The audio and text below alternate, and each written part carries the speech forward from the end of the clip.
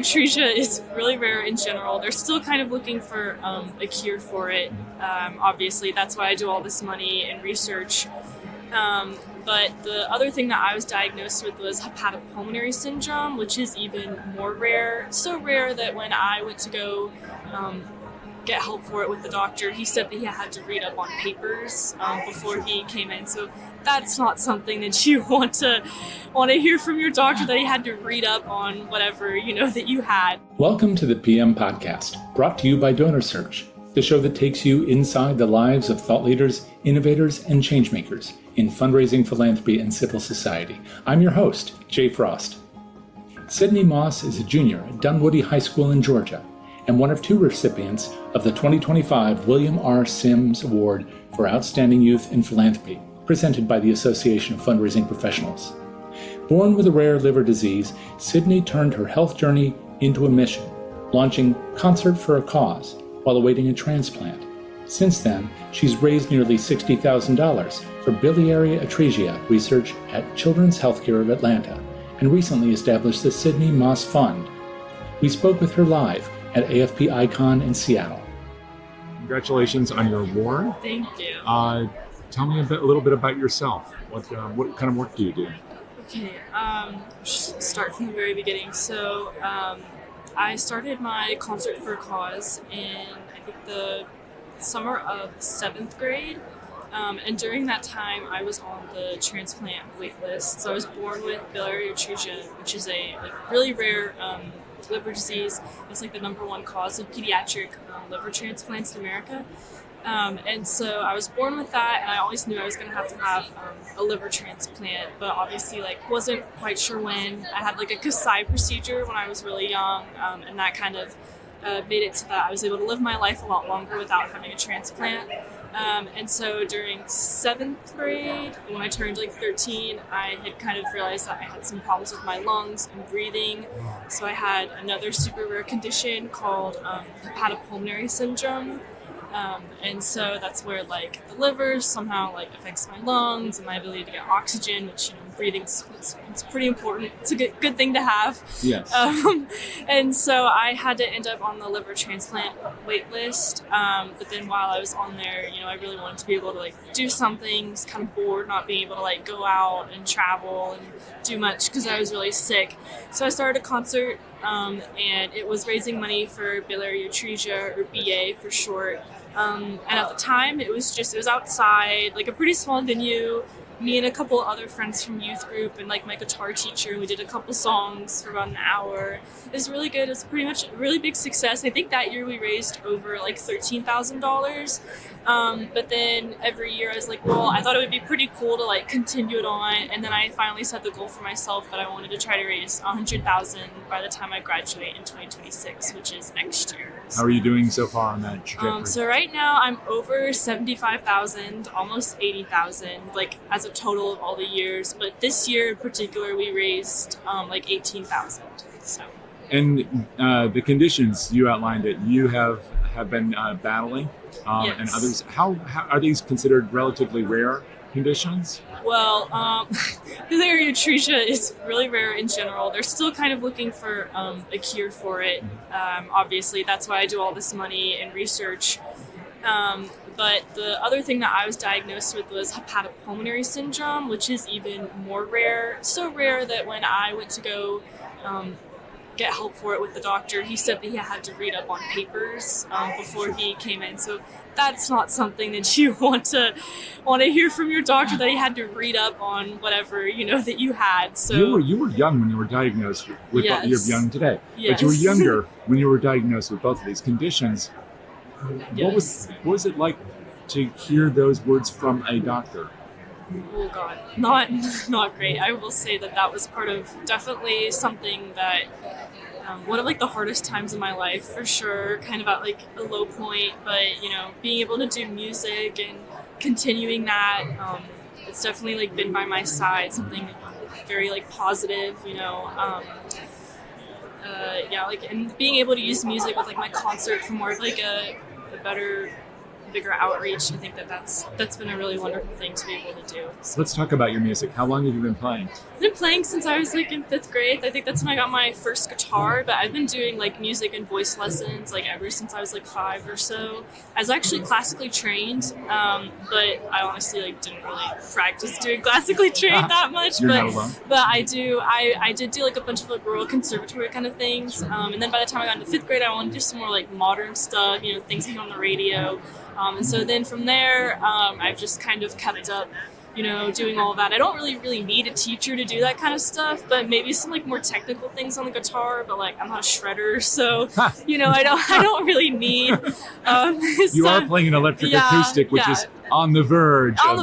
But you know, I'm not really playing any like Motley Crue or anything, so I don't really need any sort of like lesson for those things. But I do some songwriting on my own. I've done Eddie's Attic a couple bit, which is like, it's in Decatur in Georgia. It's like a singer-songwriter kind of thing. Actually, I think John Mayer got his sort of start there a little bit, so that's kind of cool. But I've been like a finalist for those things. That's been cool. Done some other just kind of playing around.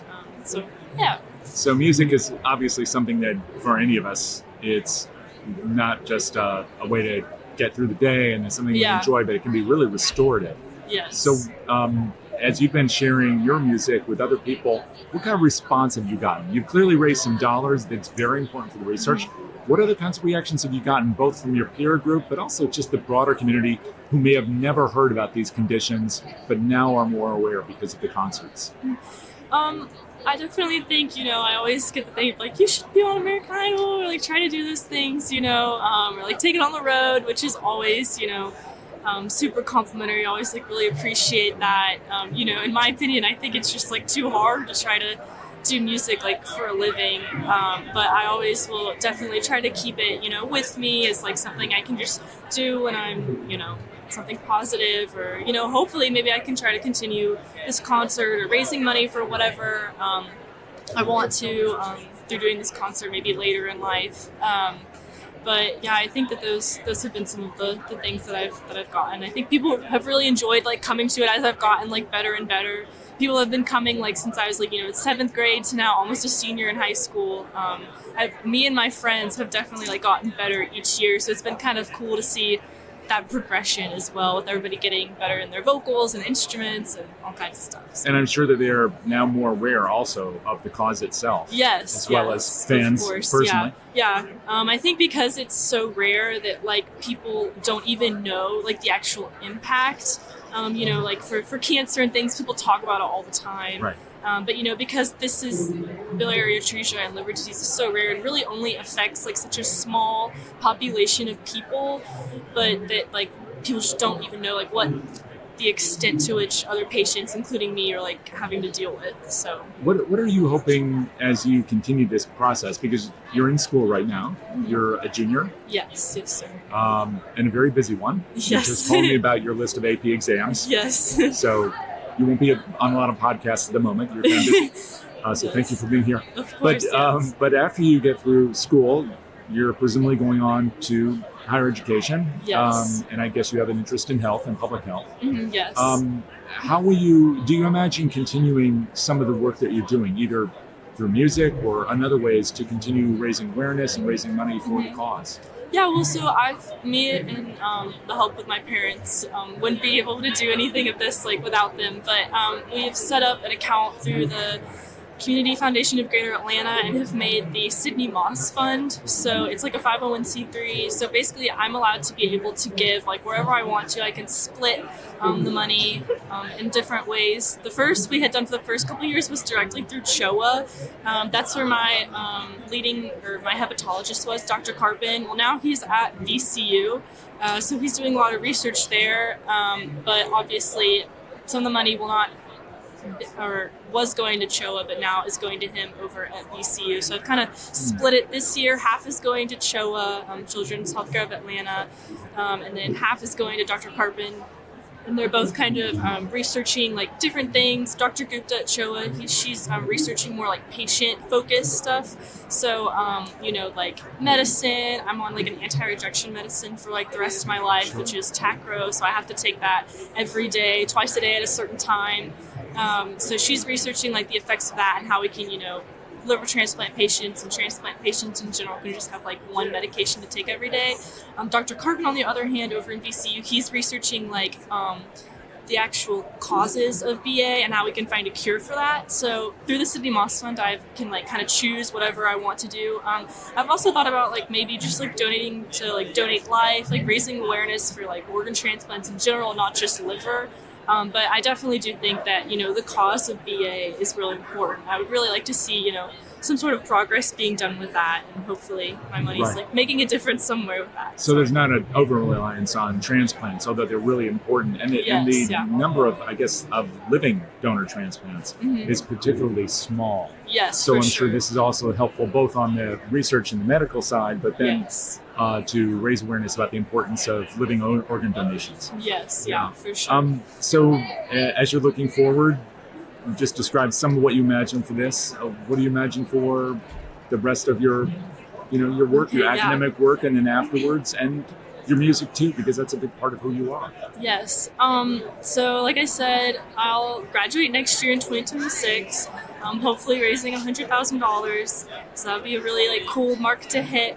I'm hoping to go to college somewhere with like a good medical program or like public health. I think that education is something that we're really lacking in this country, and I feel really passionate about educating people on medicine and modern medicine, all the things that we have to offer. I just think that people really take all those things for granted, and as someone who has been through all those things and been in hospitals, I just think it's like one of the best things that we have in our society is access to modern medicine.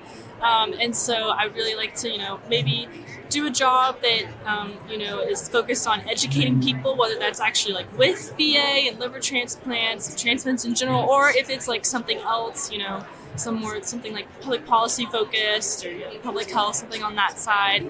I also really like, just like medical school. I always thought that that's like really cool, kind of being more hands-on. I have the dream of being a surgeon, but unfortunately my tacro kind of gives me hand tremors, but maybe that might not be the best idea. But so look out if you are the surgeon that day. No, I'm sure that if you have a that passion could be for a this, good idea. look at all the things you accomplished so far. And actually that kind of physical dexterity is something you have with your instrument. Yes. Maybe you can give us. It's not. It's more like really small things, which again, not be great for a surgeon. But that's kind of like what Dr. Gupta is working on. Is like seeing the effects of the tacro that we're having to take, and all these patients with like the hand tremors and like getting headaches and all kinds of different side effects. So that's like what like my money is helping kind of accomplish, and trying to help research in the future, seeing all those different effects and how we can help all those different patients in the future. So it sounds like a silly question, but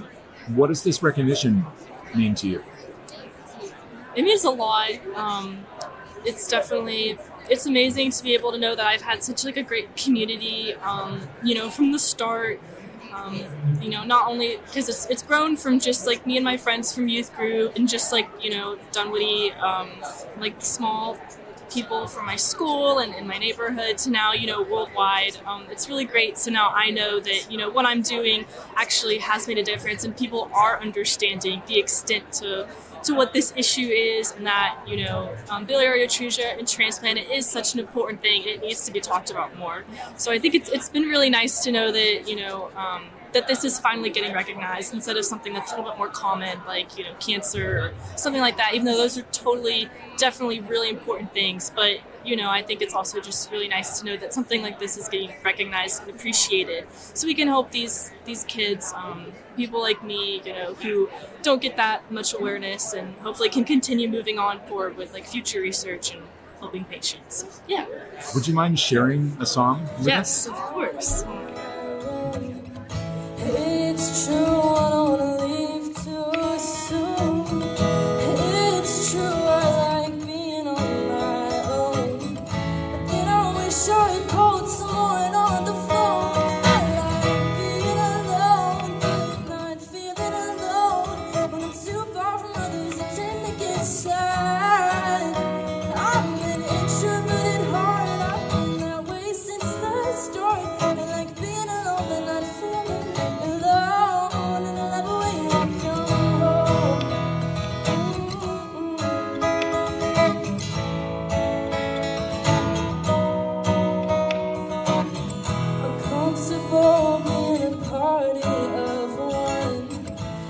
like sitting by myself and not talking in turn.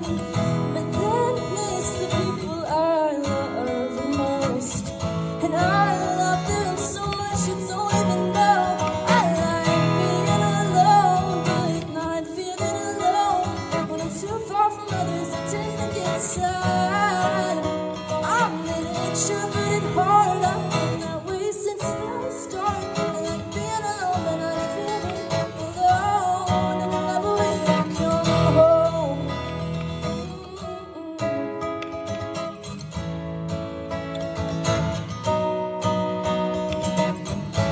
I try to socialize, but it gets harder than one might find.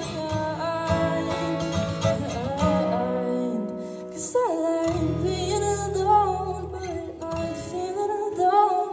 When I'm too far from others, I tend to get sad. Sure been hard, I've been that way since the start. I like being alone, but not feeling alone, and I never will come home. Oh, oh, I never will come home.